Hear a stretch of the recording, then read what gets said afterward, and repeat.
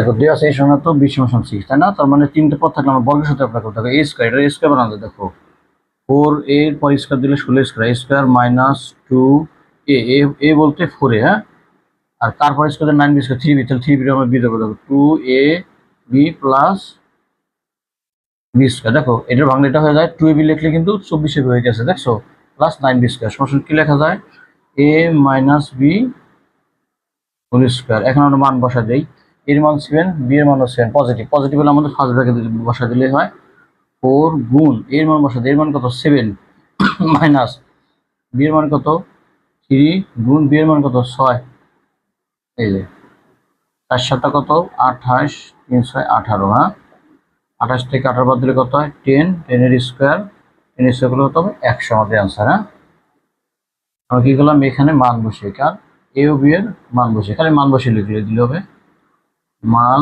বসিয়ে। হ্যাঁ, এ হয়ে গেল আমাদের অঙ্ক, দেখছো।